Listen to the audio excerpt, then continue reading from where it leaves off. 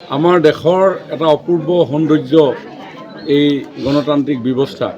কাৰণ এই ব্যৱস্থাৰ জৰিয়তে ৰাইজে নিৰ্ণয় কৰে আগন্তুক 5টা বছৰ দেশখন, ৰাজ্যখন, নিজৰ অঞ্চলটো, নিজৰ ব্যক্তিগত জীৱনসমূহ কেনেধৰণে পৰিচালিত হ'ব।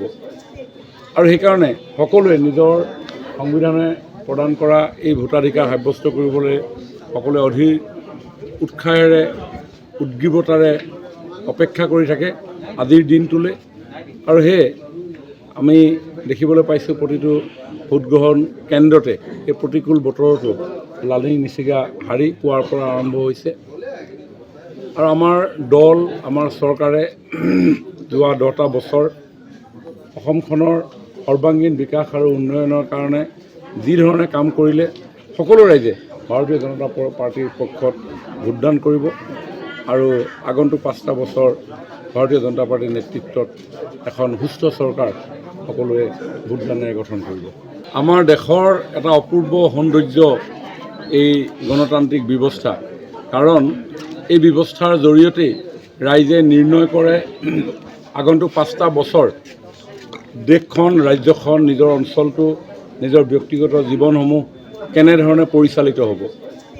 আৰু সেইকাৰণে সকলোৱে নিজৰ সংবিধানে প্ৰদান কৰা এই ভোটাধিকাৰ সাব্যস্ত কৰিবলৈ সকলোৱে অধীৰ উৎসাহেৰে, উদ্গ্ৰীৱতাৰে অপেক্ষা কৰি থাকে আজিৰ দিনটোলৈ।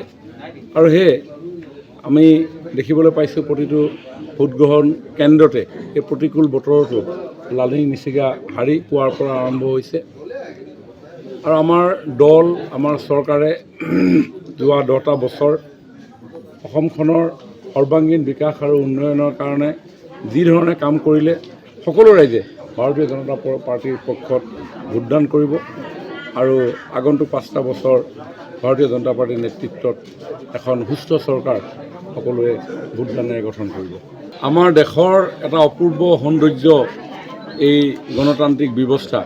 কাৰণ এই ব্যৱস্থাৰ জৰিয়তে ৰাইজে নিৰ্ণয় কৰে আগন্তুক 5টা বছৰ দেশখন, ৰাজ্যখন, নিজৰ অঞ্চলটো, নিজৰ ব্যক্তিগত জীৱনসমূহ কেনেধৰণে পৰিচালিত হ'ব।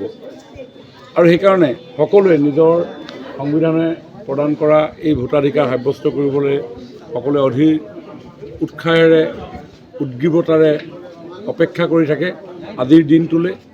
আৰু সেয়ে আমি দেখিবলৈ পাইছোঁ প্ৰতিটো ভোটগ্ৰহণ কেন্দ্ৰতে এই প্ৰতিকূল বতৰতো লানি নিচিগা হাৰি পুৱাৰ পৰা আৰম্ভ হৈছে।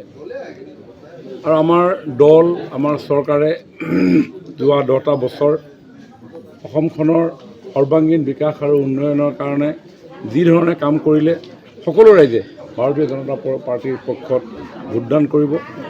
আৰু আগন্তুক 5টা বছৰ ভাৰতীয় জনতা পাৰ্টীৰ নেতৃত্বত এখন সুস্থ চৰকাৰ সকলোৱে ভোটদানেৰে গঠন কৰিব।